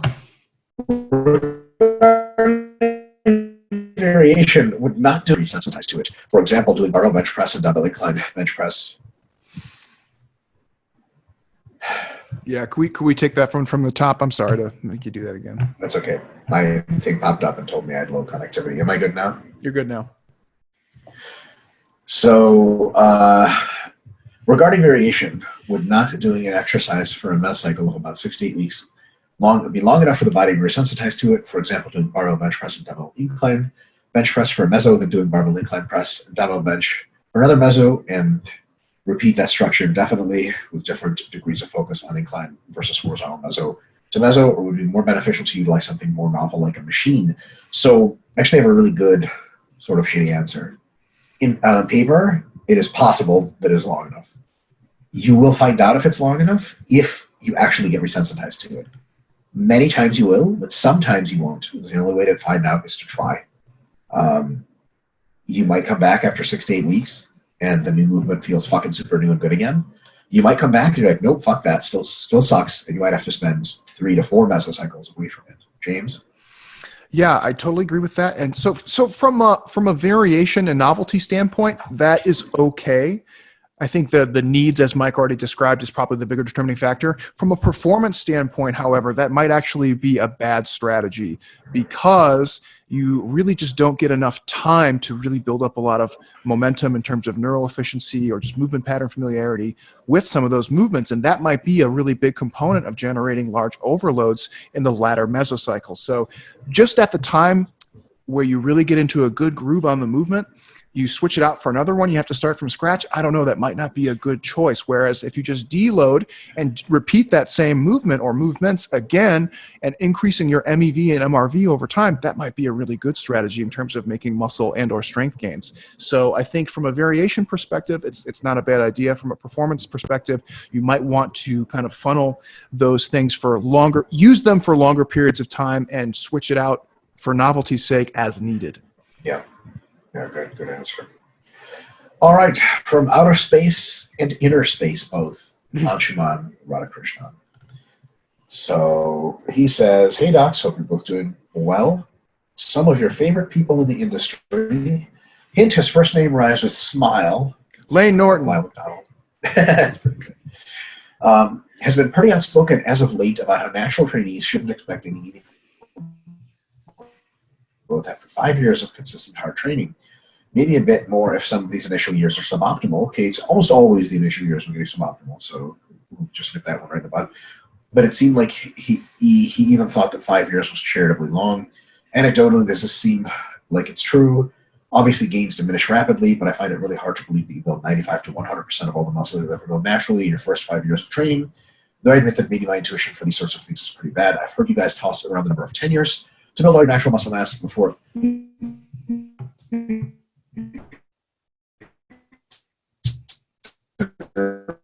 moving to the... So, a couple of things. I'm not sure how Lyle was getting this information. To my knowledge, Lyle doesn't train anybody. There's nobody sane would let him train them. I don't know if he himself lifts weights. It's certainly not clear from his physique. I'm mostly kidding. I think he does lift weights, but I'm not sure how hard he trains or ever trained. And there's kind of like a little paradox there. If he does actually train weights or ever train hard, then he has unbelievably terrible genetics. So that 5 years, if it's based on him remotely, could be just be biased to really shitty genetics. I don't think he's completely wrong with the 5 years mark. I think, given a couple of caveats. One, if you don't try to gain as much weight as possible, I think that's the case, if you don't overeat. If you start out at about 150 pounds and you sort of just eat normally-ish and gain lots of muscle by training, I think after 5 years, you've gained just about as much muscle, close to it, within 5 pounds, that you're going to gain weighing around 150. Like, just from natural eating, could be like 165 by then, right? That you're probably not going to get much bigger than that. At that point, you have to do essentially force feeding. willful, purposeful increases in body weight that leave you fatter than you want to be, that leave you uncomfortable, and then cycling that with phases of cutting and going back and forth and back and forth and back and forth. I think through that method, you can definitely get really, really great natural gains for most people, I think, for 10 years. But I will say that Lyle does have a bit of a point there, and it's after 5 years, there are no more easy gains. Okay, so here's what I think is really correct about what he said. I think if you've been training consistently pretty hard for 5 years, and you weigh like 160 and you sort of start training when you're 50, and you're like looking for tricks and tips to put on slabs of beef, but you're not willing to eat yourself to 200 pounds, you're just not going to add that much more muscle, right? Whereas someone that's been training for 2 years and they weigh, let's say, around 150, do they have to gain a ton of weight to get much more jack? No, they can do a lot of basically recomping and even just eating a little bit more than maintenance. They can still add quite a bit of muscle. But you really have to do the force feeding after, I think, 5 years of consistent hard training to see much more training than that. I was 5 years into consistent hard training. I weighed 200 pounds and probably 20 to 25% body fat.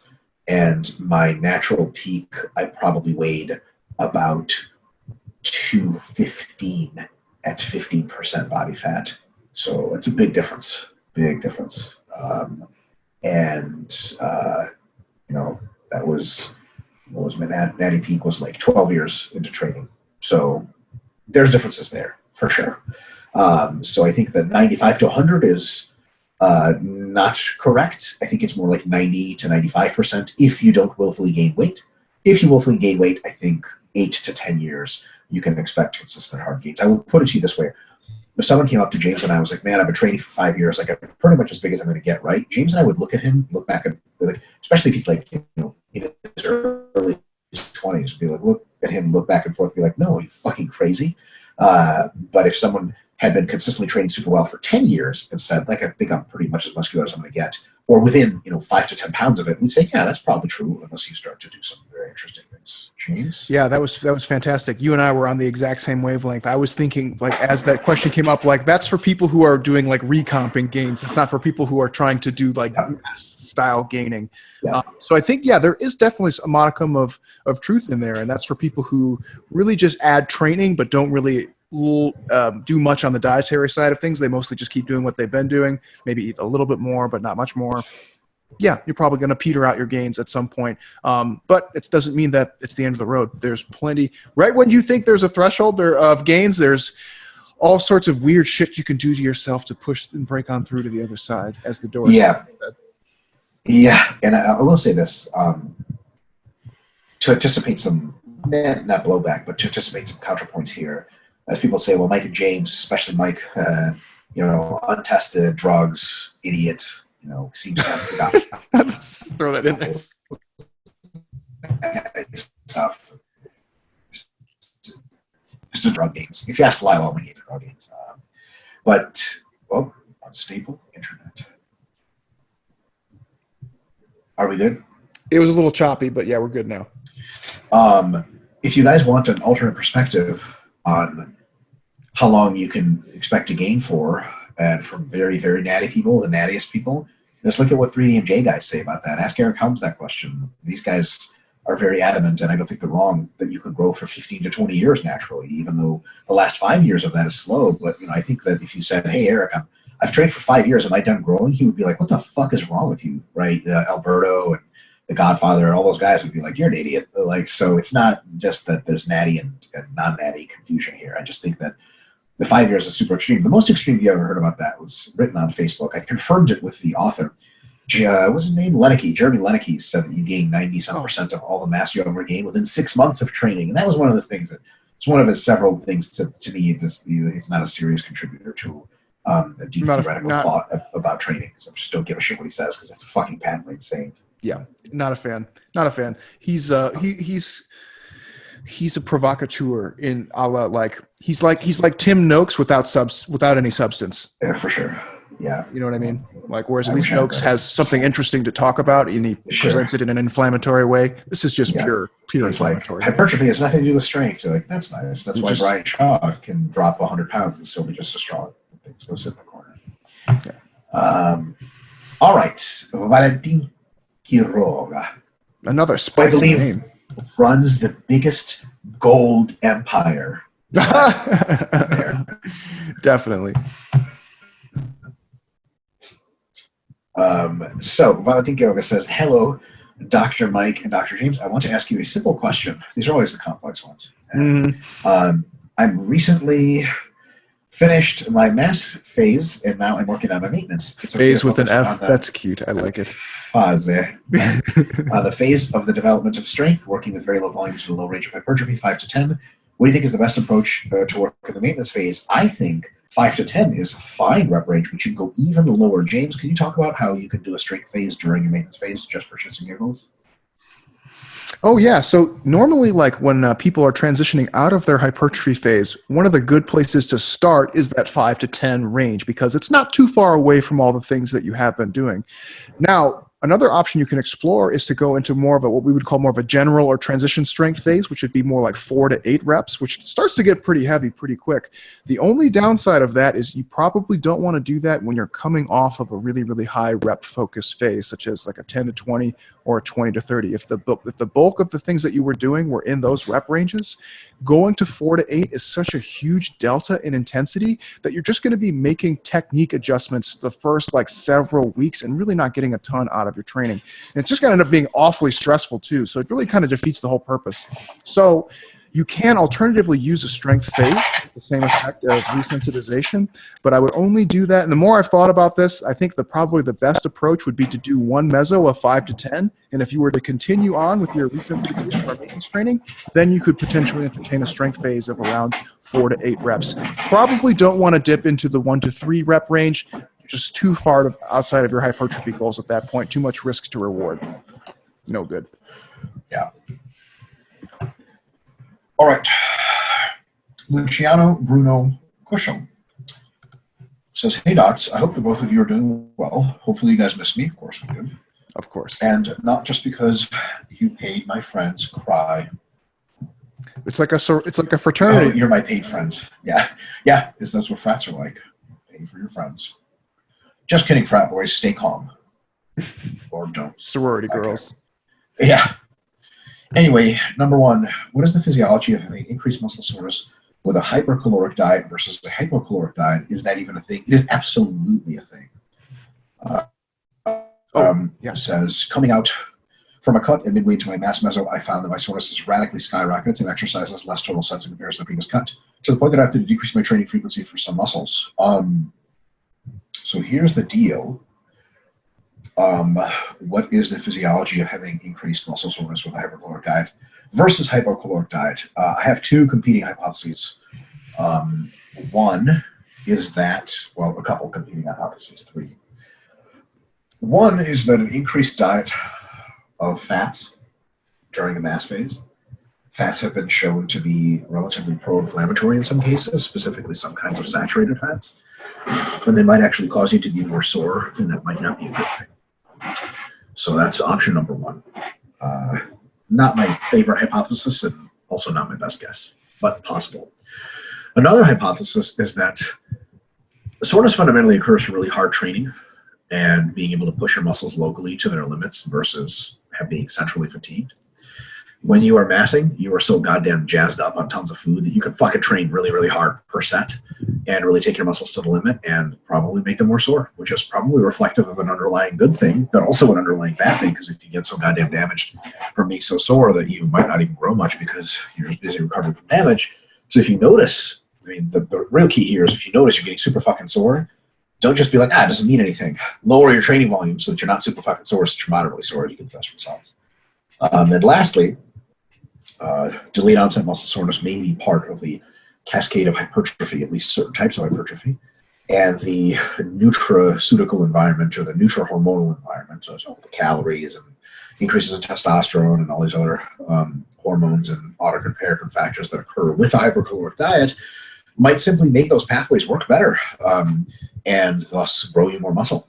So one of the ways in which I became very skeptical of the idea that either soreness means nothing or that no soreness is automatically a good thing, is that people actually reported, or that soreness is directly, is evidence of direct damage versus secondary immune system damage, is when I noticed that almost all of my clients were very, very not sore on a cut and were very, very fucking sore in a mass. And I'm like, that doesn't make any fucking sense if you see soreness as just a bad thing to try to upfeed.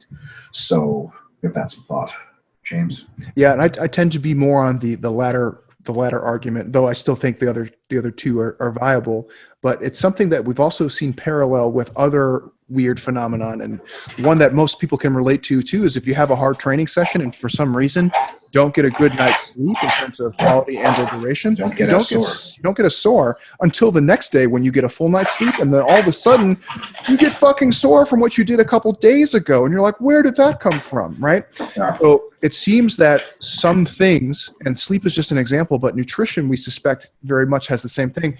If the conditions in the cell are adequate to stimulate more growth or more strength, things like that, they will turn on, right? And so in nutrition, in the case, a lot of it can be energy conditions. If the energy conditions in terms of total calories, glycogen content, things like that are in a good spot, it really flips the anabolic switch and you get more sore. Just like when you get an appropriate dose of sleep, you get really sore.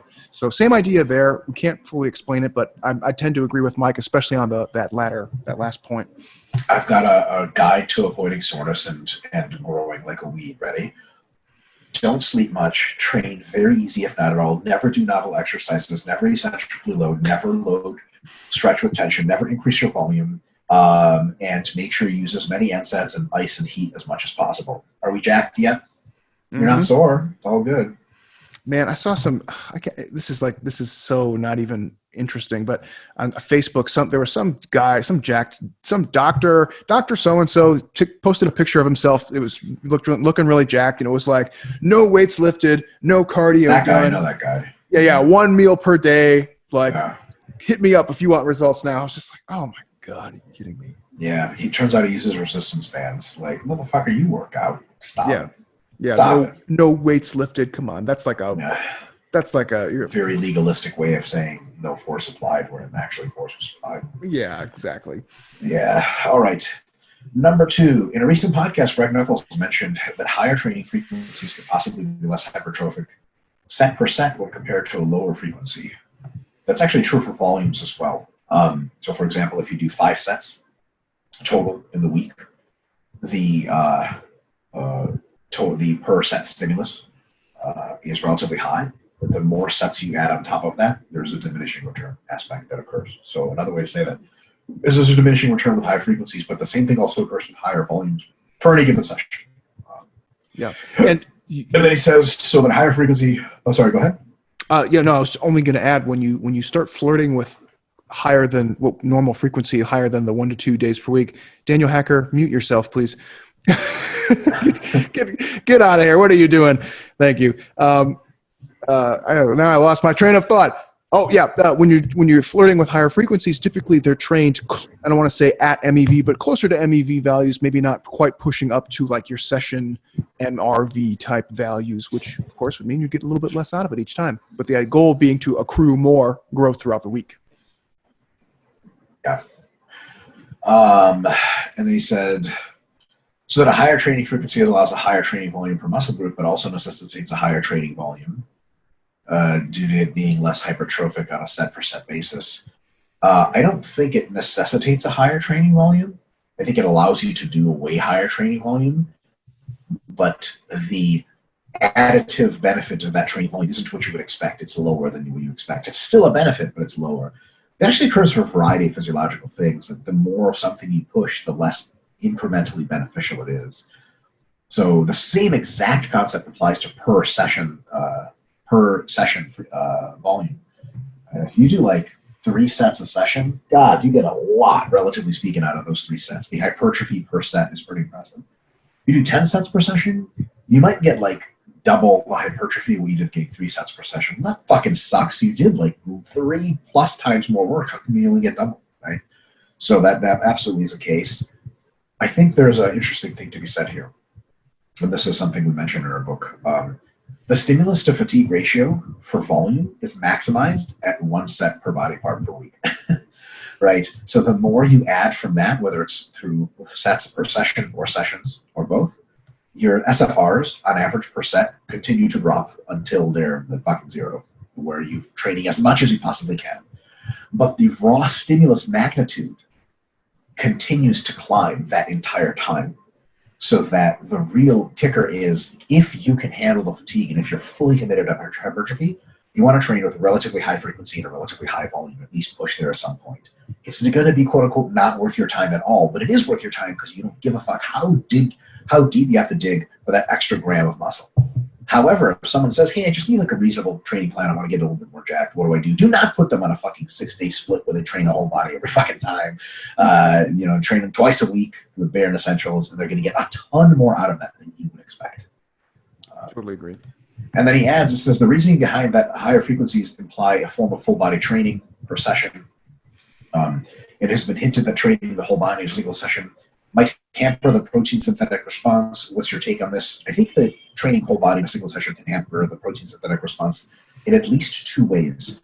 One, your body might just only be able to drive so much protein synthesis. Is there a cat? Time. Yeah, they're totally cat. I can hear it. It's like, wah. Mother-in-law's cat. Hey, kitty. Hey, kitty. Yeah, it is adorable. He just every now and again, or it's a she, Callisto. She just decides to talk. It's great. I can hear it. I'm the only person that likes the cat, by the way. I come over and just, yes, hello. You're kitty. You're a kitty. Do you want me to let you out? Do you have a fucking... You might want to take a shit. Hold on a sec, James. Let me unplug just for one split second and let the cat out. Because I don't know if we're going to have a problem. Oh, it's super funny. I hope you guys could hear it too. I could just hear Mike talking in the background. I was like, meow, meow, meow. Oh, lady. Lo, you want to come sit too? You want to join the party? Yeah. All of our cats are going wild. This exact moment. Yo. I'm back. Okay, so it is possible that whole body protein synthetic response will be limited just on sheer anabolic machinery. It strains the imagination as how that would happen if you eat enough. You have a high enough rise in blood amino acid levels, carbohydrate levels, and other nutrients. And I think your blood can more than amply supply all of your muscles to grow at the same time. Remember, the amount of muscle growth, the fraction of protein synthesis that occurs in the muscles after hard training, even to heal them, not just grow them, both, is some tiny fraction of what your skin and hair go through every fucking hour, right? And your intestinal lining cells. Okay, so like if you have trouble growing all your muscles at once on a nutritional basis, on a nutrient supply basis, I have no idea how the fuck you keep your skin on your body. Okay, so on the one hand, there's that. So unlikely to be that, I think. The way it's likely is that if you really train full body every time, at some point of the last 3 exercises you do are total garbage because your neural fatigue is so fucking high that your ability to recruit fast twitch motor units is just gone, right? You're limited from a central systemic perspective so much that the last shit you do is just not going to work. And that occurs for any kind of volume addition, not just per session, but over the week. If you do 6 sessions per week, you fucking smash those sessions. You do 12 sessions per week, you will grow more. But each one of those sessions is not an amazing session anymore because you're so fucking tired from all the other ones. Totally agree. Yeah. Benjamin Conrad says, hello, beloved friends. Wow, it's quite an impressive opener. Mm-hmm. In a situation where someone is training primarily for strength but is unable or unwilling to run massing/cutting diet phases, and it says to maintain or recomp indefinitely, how would this affect perhaps increase capacity rather than hypertrophy? Alternating blocks of higher intensity strength training still be. Oh boy, that was a shitstorm. So it was like robot noises, and then it tried to catch up at fast speed afterwards. It was like, thanks a lot. And the rhythm that tries to catch you up. Am I good now? Yeah, you're good. In a situation where someone is training primarily for strength, but is unable or unwilling to run in massing/cutting diet phases, and instead wants to maintain a recomp, definitely how this affect training approaches. Would modern periodization with blocks of higher volume training perhaps to increase work capacity rather than hypertrophy? Alternating with blocks of higher intensity strength training still be optimal despite the lack of diet phases to map them to disadvantageous conditions for muscle gain or fat loss. So my answer to that is the fundamental approach still works, but you would do less work capacity and hypertrophy phases and more strength phases.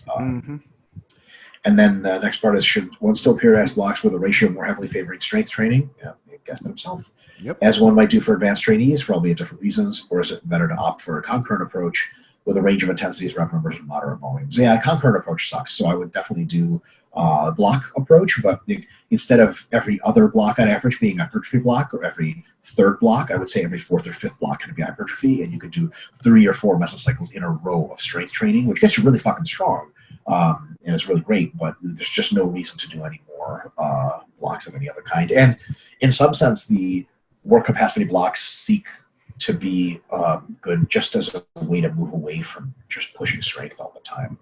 It's kind of a break for your joints more than some other things that would happen if you were using it to cut fat or gain weight, James. Yeah, and like just to pay some lip service to some of our colleagues like Menno, like it is feasible if you are training really, really hard doing hypertrophy stuff on a maintenance diet that you will recomp very, very slowly over time. It is very feasible that can happen. It's just not a good bang for your buck in terms of people who want to be on the most efficacious path to being jacked, right? So it's one of those things like, yeah, you'll if you have ever tried to do hypertrophy training on maintenance, you know that the training you get from that is out of this world. It's amazing. It feels good. You have good recovery, good training. Like you get a little bit out of that, but it's just not as good as if you were trying to gain weight. So like Mike said, at that point, you do use it to build work capacity so you can have gnarly strength phases later, and you're going to more heavily favor those strength phases. But you will still be making some very, very minor gains in muscle over time, which is still pretty cool. Yeah. Timothy Schultz says, do you sometimes recommend squat wedges for people who have a hard time connecting with their quads on squat variations, or are shoes with race heels ordinarily enough? I'm not a big fan of the squat wedge. Because oh, you don't like it? I think it can move. I've seen it move before. Oh. If you use it properly, it doesn't move, but your shoe's not going to fucking move. Also, I think it's cool to do things like essentially sissy squats, but I think that you could have used the squat wedge and do a real gnarly kind of overly wedged squat, which just fucks your knees in the ass. I'm a big fan of carrying your squat wedges with you in your shoes, so I think squat shoes are fucking golden. I will go so far as to say the following. This is going to sound insulting, and I suppose I'm not going out of my way to not make it insulting for comedy purposes. I could phrase it better. Professional bodybuilders that do not use squat shoes are behind the curve in a giant way. And every time I see professional bodybuilders that don't use squat shoes, I think, my God, if we just taught them to use squat shoes and also taught them to train properly, how much fucking bigger we could get with half the injuries. Love, Mike. That's really good. I'm going to actually take a moment to insult myself. I actually like the wedge, but here's the thing. I think the wedge in combination with the squat shoes, especially like a really, really crazy elevated heel and a really, really good quad activation. But I think that's good for people who are relatively weak. Oh, myself included. Somebody like Mike, who is squatting over 400 for sets of 10 or more, probably not a good bang for your buck in terms of injury management. But if you're like myself and you maybe are anywhere between 2 and 315 for your hypertrophy sets, like it might be an okay option, but I think it's just going to be too much wear and tear, like the combination of the wedge and the shoe at much higher loads. So I think if you're a strong person, you avoid that, and if you're kind of moderate or weaker, it's probably a good idea. What do you think about that? Yeah, I think that's fine. Yeah, the wedge is cool. It's just whenever I see the wedge, my first question is like, have you ever heard of squat shoes? And usually the answer is no. And then when you see people who wear squat shoes all the time, like Olympic weightlifters, you show them a wedge and they're like, isn't that what your shoe is for? And you're like, yeah. So it's like the wedge now built into a shoe. You know who would benefit from potentially both is somebody like our friend Alex, who has a big foot and is tall, right? So at that point, like because of the size of his foot, the actual elevation in the heel, if it's a standard position, it's not enough to really get a huge benefit from it. So he might actually benefit from having like and I've actually seen people modify their shoes with the bigger wedge, or at that point you could double up and you could do the squat shoe and the wedge. And somebody like him might benefit from that quite a bit because it might be a struggle bus for him to get a lot of good quad activation on the squat. So might be an anthropometrical thing as well. And for those of you who don't know, he's like a very tall, lanky, long-legged, big-footed individual. Jeez, it's flattering. I wasn't. I was just trying to paint a picture. Yeah. Erno Toivonen says, hi, Mr. Doctor. Recently, I've had problems recovering from my workouts And I've also been crying myself to sleep every night. It turns out it's because I have had a break of some weeks from your Q&A webinars due to all kinds of things. So here I am again. Well, you have been missed. It seems we have another user, Coldano, living in Finland. That's right. I met Coldano in Finland. The username at least isn't Finnish, so let's put up the RP Plus Finnish branch and talk about how to survive the Finnish winter, among other things. Nice. Leave Finland for the winter. Then for the questions. 1A, about exercise resistance, kilos, repetition duration, and stops. We know that full ROM as full as possible without pain is always recommended. I know you guys recommend doing all reps with good control. As far as I know, the studies don't see any hypertrophic differences on 2 versus 4 second eccentrics, but what about 1 second versus 2 second eccentrics, or half second versus 2 second? I'm guessing no differences. I certainly don't know of any studies that show differences. So that. For beginners and intermediates, you recommended focusing on bringing the strength up on big lifts, so some stops and slow eccentrics lower the weight on the bar. And more weight on the bar generates more strength development. Should beginners and at least early intermediates forget about stops and slow eccentrics and maybe even bias towards shorter sets and forget about metabolite training?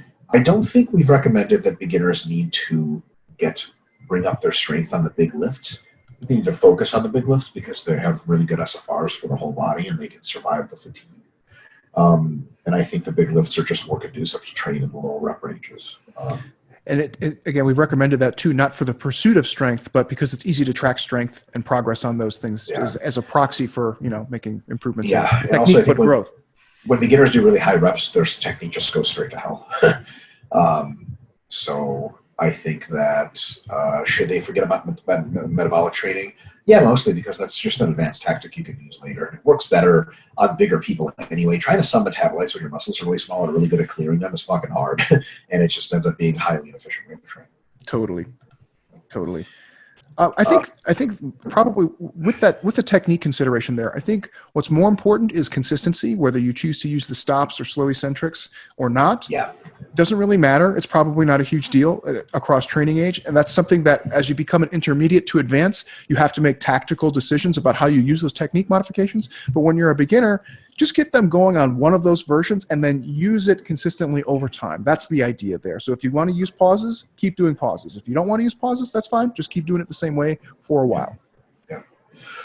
1B, do you have any applications for slow eccentrics except metabolic training or EJ workaround? Not to forget torturing people, of course. So I actually have 2 that I can think of off the top of my head. One application is pure variation, like sometimes just being different and milking the eccentric more will cause more muscle growth. And the second one is actually a really interesting one, which we will delve into more in the book, but we don't delve a ton of it, but it's really great to think about. It's a very, very useful thing, is to use the slow eccentrics on an exercise in which, or a muscle group for which you have trouble finding a mind-muscle connection. Mm-hmm. Right? Sometimes people are like, man, I have trouble with mind muscle on my rows. Let me see you do a row. And they're like, like, Jesus Christ, each rep is taking like a third of a second. I don't know what the fuck's turned on anyway. So sometimes slowing the eccentric especially can really help you get in touch with what is going on. Are you pushing the bar down? Are you benching the bar? I just grab the bar and then I don't really know anything for 15 seconds. Then I wake up again. Wow, that's brilliant. Surprise your lats up. That's what that bamboo bar is for. So you can just be like, go, be done. The bamboo bar. So, so that's, I think, a really good application of slow eccentric. So sometimes, like, if someone's not feeling the quads on squats, you have them slow eccentric and really fold into their quads and tell them, I want you to feel the quads on the squat. I want you to follow your body's clues, arc your weight, angle your momentum in such a way that pushes into your quads. After a couple sets, after a couple weeks, they're going to be like, holy shit, I know exactly how to squat for my quads. But then you can speed back up to normal cadence, and usually people keep a lot of that mind-muscle connection, James. And then one more to just add on top of Mike's is when you are deliberately trying to reduce the absolute load of an exercise, whether it causes pain or something along those lines, or even if you're just trying to conserve systemic fatigue on some of those harder exercises, maybe like in a cut phase, you're just trying to keep the load down. That's also a really good way of kind of getting the same stimulus from a slightly lighter load. 1C is using stops in a lift only beneficial for improving mind-muscle connection, nervous system adaptation, learning the movement, or to use with injury workaround. I'm not considering pure strength training here, just hypertrophy. Sorry, I got to reread the question. It stops only. Oh, it's definitely something you can use for an injury workaround. However, I don't find that stops specifically are something that's necessarily going to take the pain out of a movement that already causes pain, right? And in a sense, if it causes you to reduce the load and the loading is what's causing the pain, yes, absolutely. But if it hurts your hip to squat, doing a pause squat is still going to hurt. So that's not really a workaround. You know what I mean? So I would say in that regard, probably not.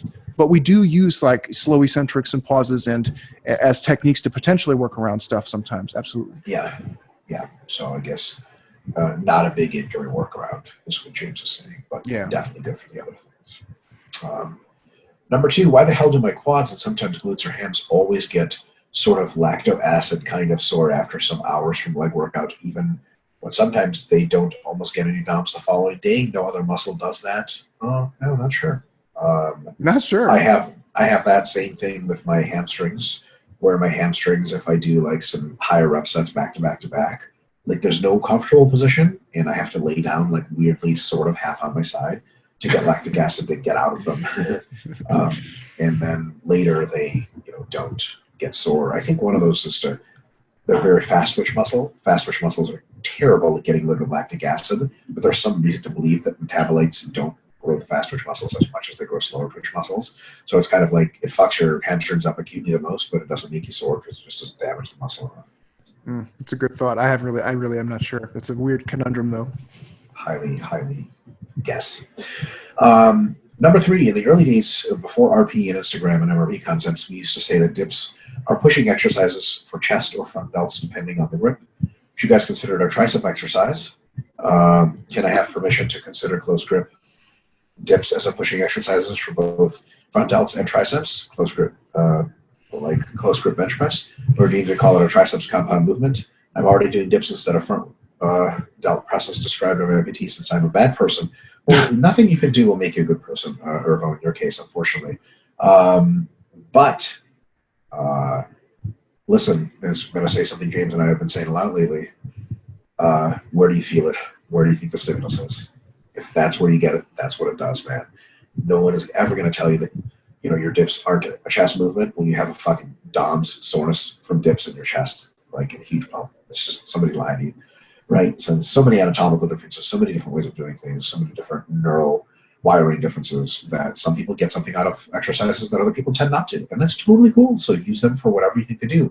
Conversely, if an exercise is supposed to train your triceps, but you don't feel your triceps at all, then fucking don't do it. Don't count it as a tricep exercise, James. Yeah, totally. And that might even vary on how you execute the technique. Like if you might be able to lean into the dips and get a lot of chest out of it and lean back out and just get all triceps. So then you could treat it the same exercise differently depending on how the technique is executed and the SFRs you get from modifying the technique. So I think kind of what Mike's hinting at here too is like the label itself is less important to how you categorize it so much as how you use it. Like what are you using it for? What do you get out of it? It doesn't really matter what you call it at that point. He says, thanks again. Oh yeah. Did it come out naturally or did you need to wrestle for deciding who is Jasmine and Aladdin for Halloween? Hashtag couple goals, heart symbol. We were thinking of, okay, so this is terrible. This story must be told. Jared Feather and Will Starks. Will Starks is the black guy, by the way. Pocahontas. Unbelievable. Pocahontas. Yeah, his was good. I don't know about Will. Will's probably cool, but Jared. So our original costume contest was the Ghostbusters. We just wanted to go as Ghostbusters, right? And the modern Jared, Ghostbusters. Yeah, exactly. As women, right?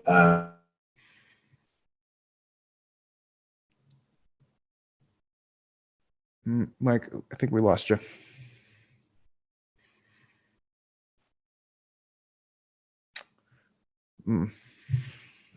Mike's caught in a really funny picture on my screen. I don't know if you guys can see what I'm seeing, but Mike's got a very unfortunate screen pause.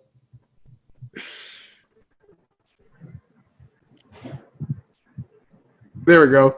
Am I good? Now you're good. You had like it had paused you, and you were like, yeah, that sucks, man. That's going straight to YouTube. So we were like Ghostbusters, and Jared was like, "That's fucking stupid.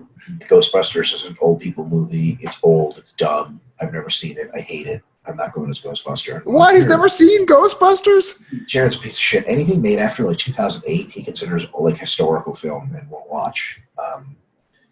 Yeah. What? Jared's a real piece of work. Yeah, so he doesn't watch like 80s action movies or anything like that? No, he hates them. He hates them. I make him watch them, and then he's like, "That was stupid as fuck." And I'm like, "You're an idiot. Get out of my house." God, what a snob. What a snob. Yeah, but so he vetoed that. So then somebody, I forgot who, came up with the idea of Disney princesses.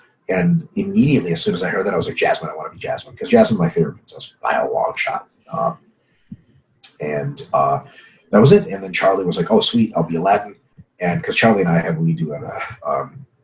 we sing, what's it called? A Whole New World. We do a duet to that. I would love it. We didn't sing anything because I definitely was not on psychedelic mushrooms when I was in that costume. So no comment, no harm, no foul. You don't sing when you're on that kind of stuff. But anyway, that was great. And then we had a bunch of other buddies join us and go as other Disney princesses. And Jared, again, he's a piece of shit, goes as fucking John Smith. Lame. The most vanilla of the entire Disney Good job. You went as a white man. The most like boring guy you could have been. I lost you again, Mike. Sorry. Yeah. So, but anyway, it was fun for what it was. All right. Sorry. Fuck. Yeah, I lost you there for a minute. Your face is paused again. There we go. Okay. Sounds like you guys had a good time. So if I would have been there, I would have been Jabba as Jasmine, like Jabbaman or Jasmaba. Oh, damn it. I think I lost him again. Right when I cracked a joke. Hey, James. Yeah.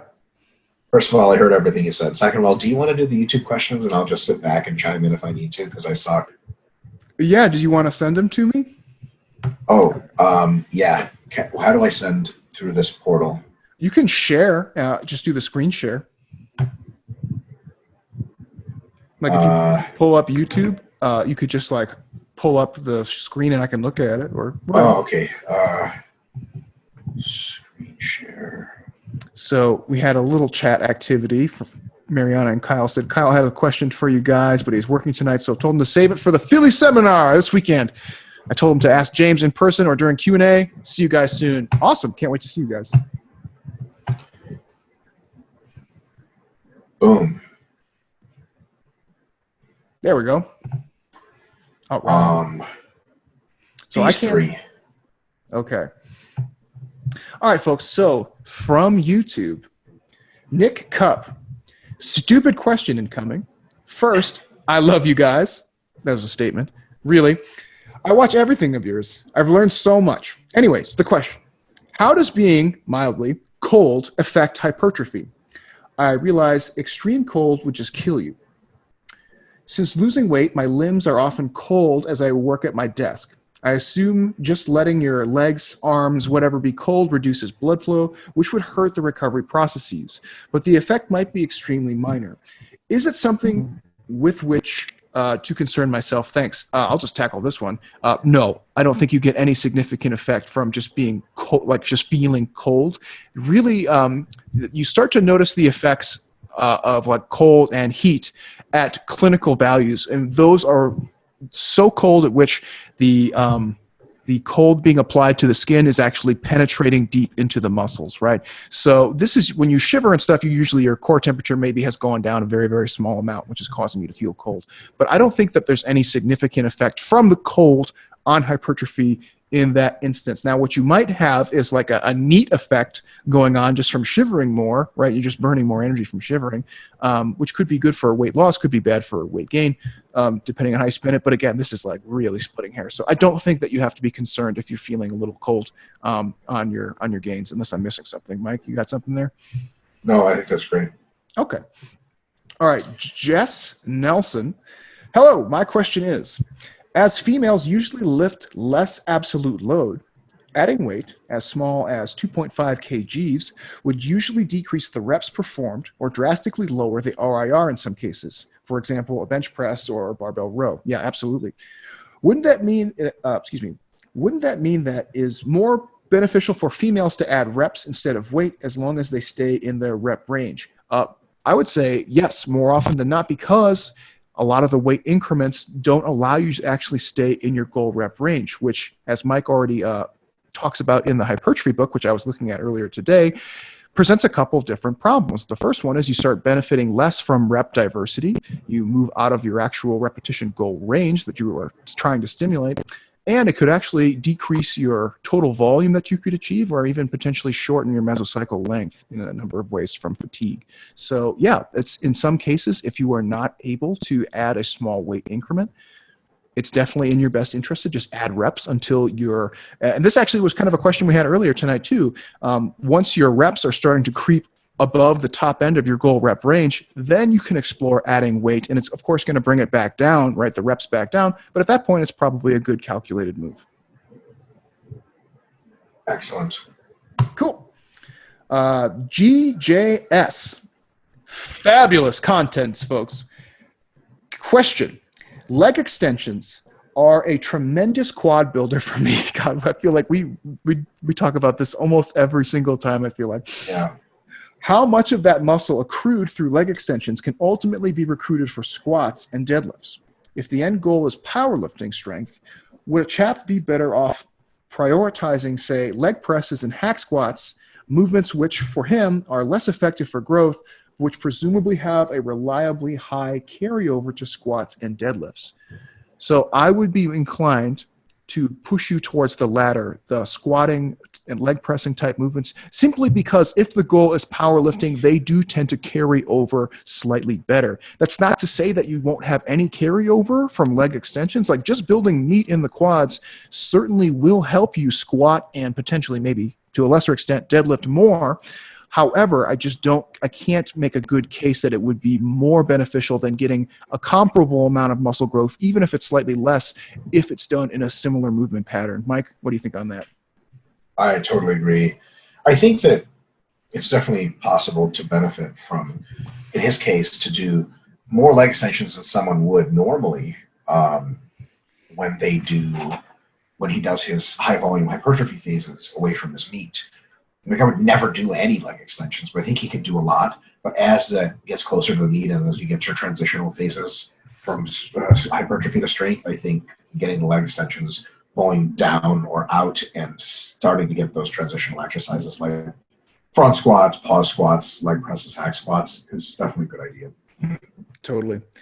All right. So I think that's it. So just a few housekeeping things. Mike, do you want to close out that screen share for me? Yes. Thank you, sir. Our beautiful faces. Yeah, stop share. Stop share. There we go. Bam.